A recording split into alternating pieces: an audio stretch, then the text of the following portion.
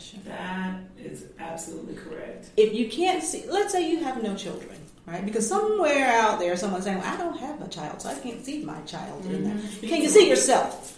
Absolutely. You were once a child. And what I say is, I know you got a cousin, I know you have a little kid at church that you're fond of. It's somebody somewhere, there's a child in your life somewhere that you would not want to be mistreated. You would be surprised how many people I've heard later, after I've hired them, tell me that they don't have children, they don't want children, and they don't like children, but they like teaching. Like, but you okay, that's a big old elephant in the room. But you What you actually mean? learn how to master an interview. You were good because Yes. had I known that during Right. it. So because you can't ask certain questions like, do you have children? Do you like children? Like, but you just assume Right. if you're working with children that you love children. Right. So I think, and my point is, I'm being the devil's advocate here because even when you get people in a corner and you say, well, if you don't have children, can you see? I know you have nieces and nephews. They don't like them either. Right. That was Gotcha. my point. They may not like themselves, so That's probably like, really what it boils You're in the down to. wrong place. And I think that's what we have to be able to do as leaders is to be able to say, my students, my scholars, these babies get one time to be 8. That's right. They get one time to do this. Then you get one opportunity under my watch to destroy a child. And if I think that you are using that opportunity here, you have got to go. Right. Because I will be held accountable. Right. Either spiritually, professionally, Absolutely. ethically, like you cannot be here. Absolutely. Yeah. And that same teacher, so I go on and I'm like, okay, so you need to I said, listen, I need you to really start looking for the good in this child. There is something that this baby is doing right. You need to acknowledge, find something to acknowledge. I said, I don't know what you need to do. You need to cheer for him in class because his spirit was already broken day 3 and he was like, all the kids in class hate me. Well, when you're talking about a child out loud in front of kids, they pick up on that. So that's kind of where my whole thought process came from this question. And so I said, I don't know what you need to do. I said, you need to celebrate with the class when he does the right thing. I said, you should really celebrate all of your kids when they do the right thing. And I said, I don't know what you need to do, whip, nay, or something. She said, well, I can't do the nay. I'm too white for that. I looked at her. I said, well, that sure is funny that it has to do with race because I look around the room and it's all your little white kids is doing the whip and the nay. Hello. And she said, because the thing is, it's not about race. Like that's you getting to know your kids. That's you understanding what makes your kids tick. So I'm going to push back because Pushbacker. It is about race. Food for thought. Okay. It is about race. It is. White people, if you're listening, I know some of you do not want to think for a moment that it's ever about race. That you say that you don't see color. And if you don't see color, please That's go a problem. to Lens Crafters. That's a problem. Go to Vision Works. Go somewhere. It's real. Because it exists. And folks are conditioned and taught to fear us. They fear us whether we are 16, Or 6. or 5. Right? But you're not afraid of swimming with the sharks, right? Skydiving, right? You're not afraid of Hurricane Harvey. You'll say, I'm not leaving. I'm going to stay right here. We're going to ride it out. But you're afraid of an 11-year-old in the park. Yeah. Right? So where does that come from? It comes from this cultural conditioning, this implicit bias around people of color are inferior and we are to be feared. That fear causes us to be over-disciplined in schools. Yes. Far too many punitive consequences for behaviors that could be, if you just reinforce the behavior that you want to see. Yeah. It's leadership skills that are actually being disciplined if you think about it. You know, they have been coached to understand that that's leadership that they're displaying. It is, you're acting out, you're questioning my authority, but that doesn't mean you're in trouble. That means you're a leader. But so the reason I say it is about race because I've worked in environments that were majority white or visited them and spent time in them and consulted there where the questioning of authority and the pushback is called being a critical thinker, having autonomy, developing agency. A self-advocate. Yes. Yeah. So that's where the PETA people come from, and that's where the, save the owls and the whales, and we want you to question. But for our kids, if we question authority, we are considered non-compliant. Mm-hmm. If someone says, imagine a kid who was taught to follow directions because he's black, he knows he has to, mm-hmm. and a cop tells him some 10 years later, give me your wallet, or give me your license, and he reaches for his license and he's still shot. Right. That is because that person has a just fear of Absolutely. him as a black man in a car with his girlfriend and a baby. Right. And so that stems from something. And then the people are let go because they were afraid. When fear has become acceptable as an excuse to be released by a jury because as a white man you're afraid of someone so you can kill them. Of course, when we go to our schools, black kids are suspended more frequently because of the fear that they're going to take over the classroom. Right. Now, you guys, we are, this is a pilot for Miss Dr. Nina Gilbert's own podcast because she has so many words I know. to share. This is good stuff. And actually, because I'm out of the classroom full time, I've had much more time to question, challenge, and push back on some of my own assumptions. And I have found a new vocabulary that I did not know existed when I was an educator. Things that you just shared with me, I would have never said, oh, that's a microaggression. Because I was in the classroom like, she's just stupid. Like, that would have been that. But now I've found scholarly terms, right? Because there's all of the studies and there's research around these things that happen to us as black women. So now all these terms are coming to light, and it's not like you don't have to go find it in a book. Like, literally, BuzzFeed will have these woke, Thank you, BuzzFeed. And it's very cool, but Huffington Black Post, that.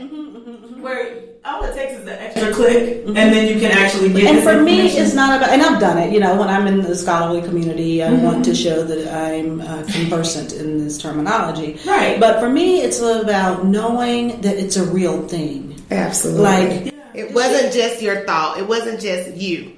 Because a lot of times you need that confirmation. Like, okay, I knew that. I knew I couldn't have been the only one experiencing that. Or I knew this wasn't just in this classroom or in this school building. This is really an issue. Yeah. Absolutely. I'm sorry. I just keep on sighing. I feel like our pretend producer is going to spank my hand, Mr. World Famous. Because I just keep sighing because this drives me. She knows this is that's a chapter in my book, right? And so what's the chapter? Well, so let me say this. Let me preface it with this. So if you're not, so you have the education sector, then you have the ed reform sector. So I've been in the last 10, 15 years in the ed reform sector, and so if you're in that sector, you're familiar with the piece called "Waiting for Superman." So, in this sector, we're working on Waiting for Superman and making sure we have the models and all of the things that will reform education for poor kids, black kids, kids living in poverty. And Superman actually does not look like the kids but we're waiting. But so my chapter is about we're not waiting for Superman and we're not waiting for permission. Because for too long, as people who were, whatever word we want to use in the Urban Dictionary, whether we're woke, we're conscious, whatever that is, you can be woke all night, and you can be as conscious as you want, but we don't move and we don't act until someone says it's okay to do it. And okay means we're going to invest in you. We're going to give you a check. And with EdCollab, I've not accepted money from outsiders. I've not aggressively sought grants because I was not ready to assume someone else's agenda.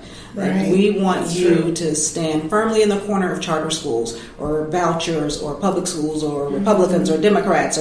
No, we do what we feel, the people in that room and at the table, what do we feel is important. One of the last roundtables that I hosted was called The Power to Define. And it was really about how do we define what's success for our kids.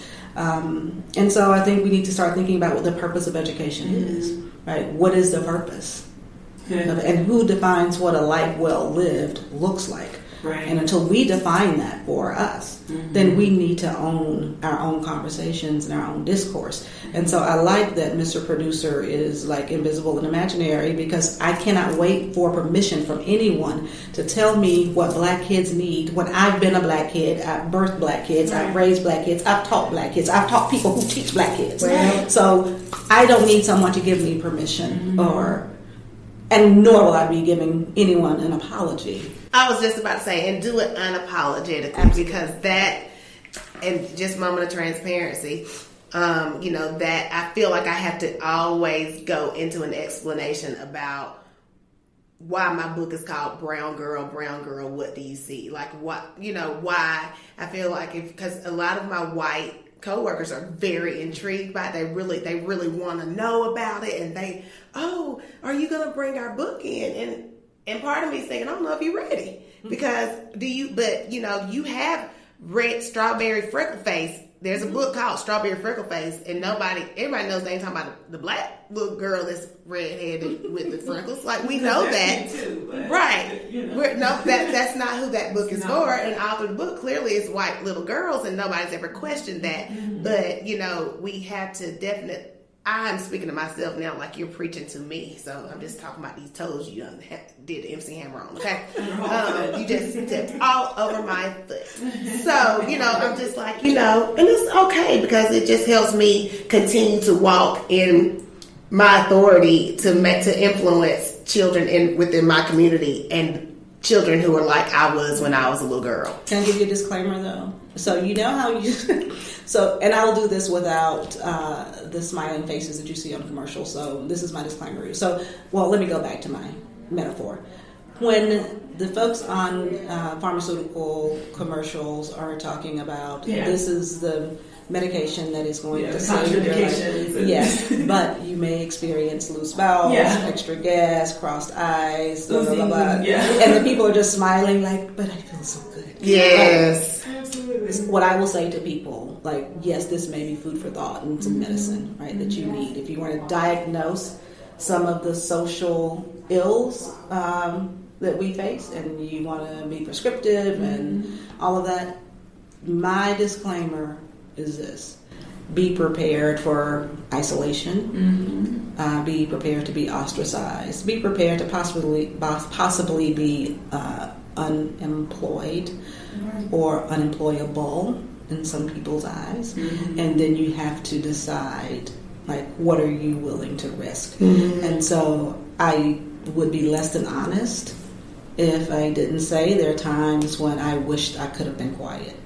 Like, I wish that I could have been that teacher who went into my classroom every day and watched in silence my colleagues marginalize kids that look like my babies.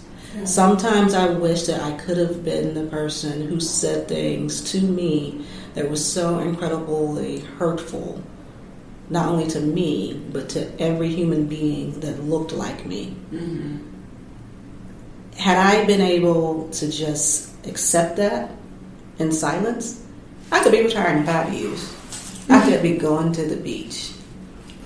But because I was a person who did not confront it, but I was curious. Can I ask a question? Why are 99% of the kids who were sent over to the alternative school black, brown, Hispanic, poor, or special ed?